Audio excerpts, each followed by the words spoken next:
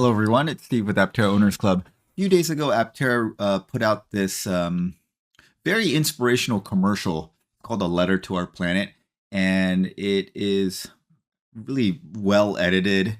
And there's a voiceover by Chris Anthony. And basically, the gist of this is that we are polluting the planet, and we need to do better. These are all things that I feel, and probably many of you feel very strongly about, that we do need to do better and pollute less and be better stewards of the planet. And they're positing obviously that Aptera is an important part of this being better and taking care of the planet better. And there's been some discussion on Discord and other in the comments about whether is this true, and people are like, well, like building more stuff and buying more stuff is not the solution to our environmental problems. And in some ways, I agree with that. But I think overall, those people making that argument are basically saying that they're basically making the enemy of good uh, perfect. Like, this is not the perfect solution, but it's better, far better than the solution we have right now, our current situation. So incremental steps towards um, being better stewards of the planet is better than no steps. And just because that, this isn't a perfect solution doesn't mean that it's not a good solution. All right, so I wanted to kind of dive into some of the data behind this and talk to you guys about kind of my thoughts about it, because I consider myself an environmentalist, and that's one of the reasons I'm a big proponent of the Aptera, because I do think it is important and it is a step in the right direction. All right, so let's kind of dive into the data about this. Now, what are the sources of greenhouse gases or sources of pollution by sector? If you look at this by sector, transportation is 28%, residential commercial is 13%, industry is 23%, electric power generation is 25%, and agriculture is 10%. Now, if you redistribute the electrical power amongst the other economic sectors, it doesn't change agriculture much, because agriculture doesn't use a lot of electricity. You see industry goes up by a little bit. Then residential commercial goes up a lot. It goes from 13% to 31%. So residential and commercial is using the vast majority of the electrical power generation, and then transportation goes up a little bit. Now, if we transition to electric cars, what's going to happen is the transportation, this number will get smaller. And then when you redistribute the electricity, it'll become bigger again, but not as big as it is now. Now, transportation includes rail, boat, airplanes, commercial vehicles, that kind of stuff. So what percentage of that is actually private vehicles? That's the segment that Aptera would help. And if you look at that, it's about 50%. So if you look at global CO2 emissions from transport, now in the United States, it's actually more. It's like 58%, because private ownership of vehicles is higher in the United States than in most of the world.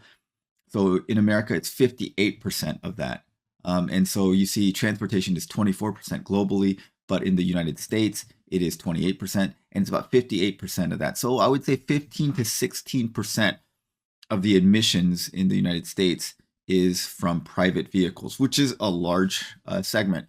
And if you look at ways of transport, this is a graph that you guys have seen before if you've come to this channel.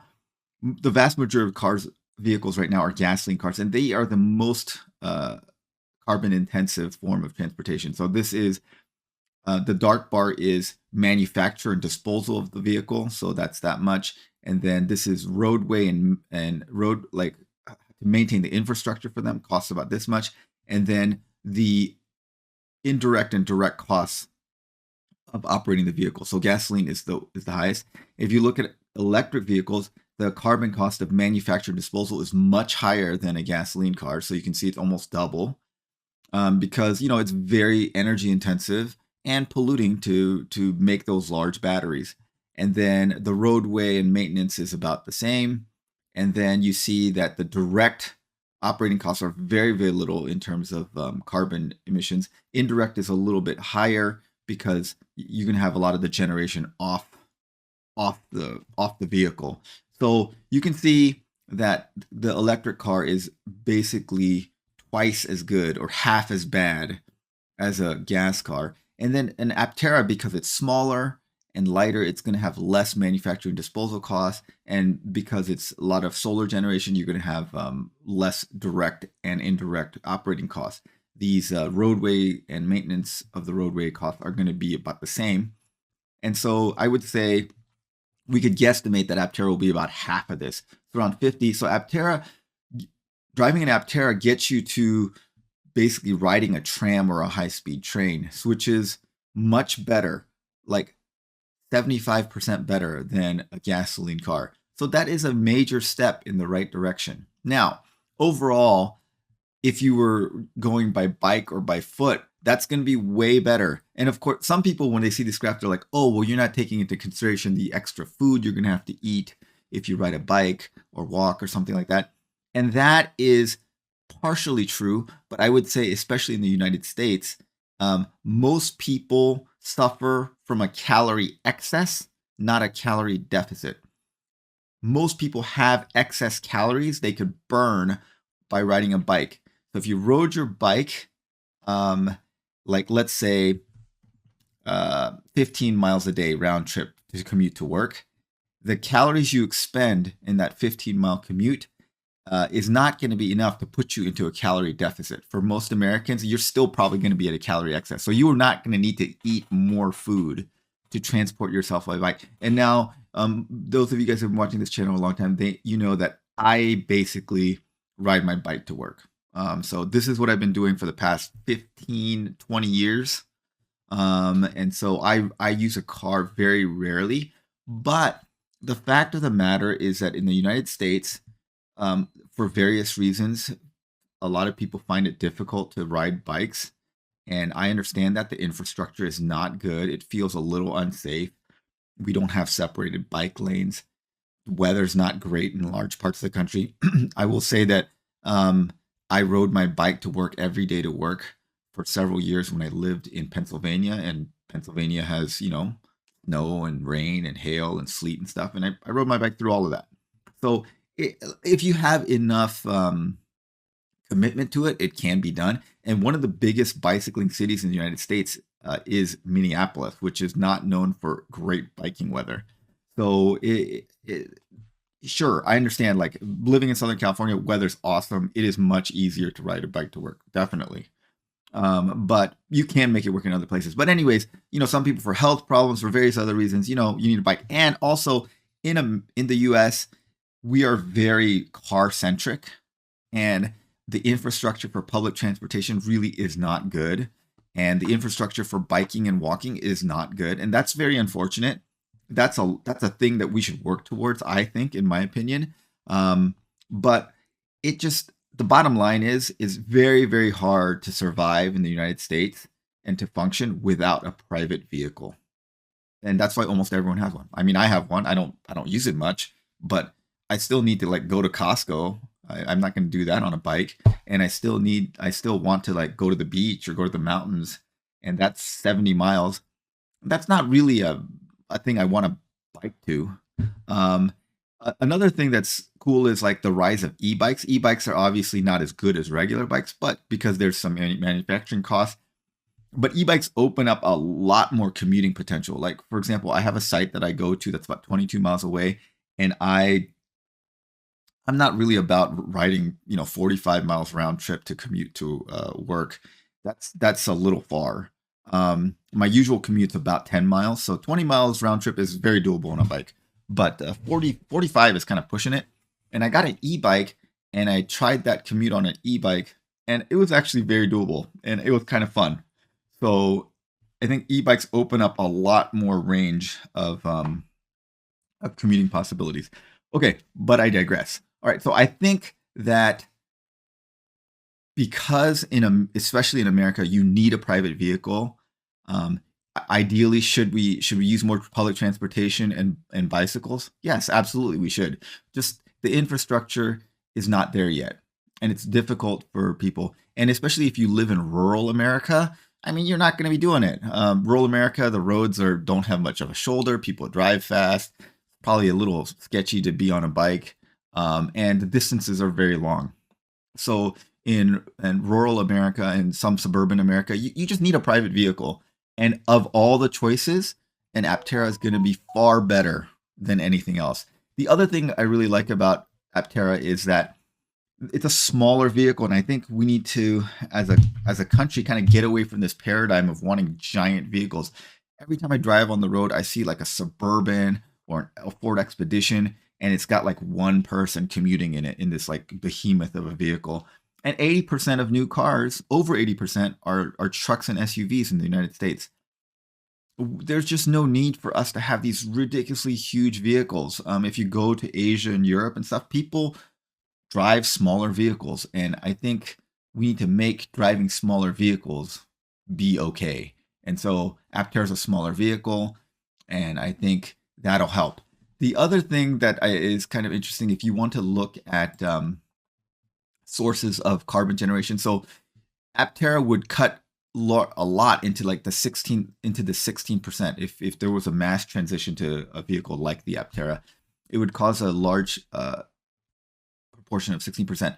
But like, what are the other things? Like in the United States, industry is not a large component, but in like China, industry and manufacturing is going to be a large segment. And China produces, I think, 3 times more carbon emissions than the U.S. does.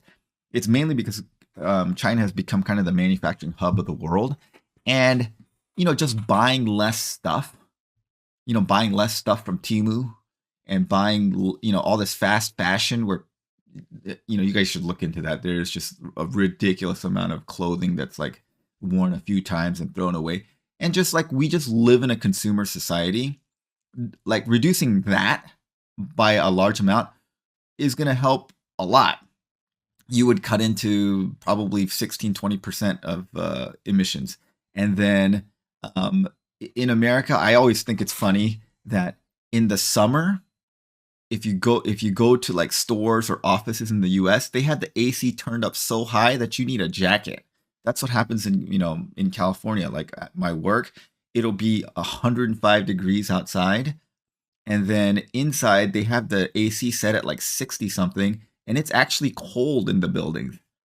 And then in the winter, people will warm up the buildings to be extremely warm that you need to like take off and be in shorts and a t-shirt in the winter. In Japan and most other places in the world, they leave the thermostat a little bit higher in the summer and a little bit lower in the winter. So it's a little cooler inside in the winter and it's a little hotter inside in the summer. That just seems to make sense to me. And that would cut down significantly into this residential and commercial. And then agriculture, the vast majority of this 10% is actually cow emissions, methane. Cows produce a lot of methane, and methane is about 28 times more potent a greenhouse gas than carbon dioxide. And yeah, like reducing meat consumption. So beef is the biggest problem, but poultry raising also causes greenhouse emissions. There's a lot of fossil fuel use in fertilizer that grows soybeans and corn, and most soybean and corn in the United States is used to feed livestock, so cows and chickens. Chicken is the most common meat. So I mean, reducing meat consumption is going to help with that. I mean, for that reason, I ride a bike and I don't eat meat. I mean, I do once in a while, but probably a couple of times a year is when I eat meat, and try to avoid beef as much as possible. But anyway, I think we can all play a part and do, make small changes in our lives, buy less stuff, maybe eat a little less meat, maybe, change the thermostat to make more sense. And then this, buying an Aptera and getting people used and buying a super efficient car and and making small cars okay in the US is is definitely a step in the right direction. So I love it. This was a great commercial. It was very inspiring. I think whoever put this video together did a great job. And I hope it inspires people to do things, make changes, personally in their lives that is going to help the planet. So I think it's great. And I think definitely supporting Aptera is one of those things that people can do. All right. Thanks for watching. Tell me your thoughts below. I'd like to hear them. I hope some of you guys share my thoughts. I'm sure many of you won't. And that's definitely okay. All right. Thanks for watching, guys. Have a great day.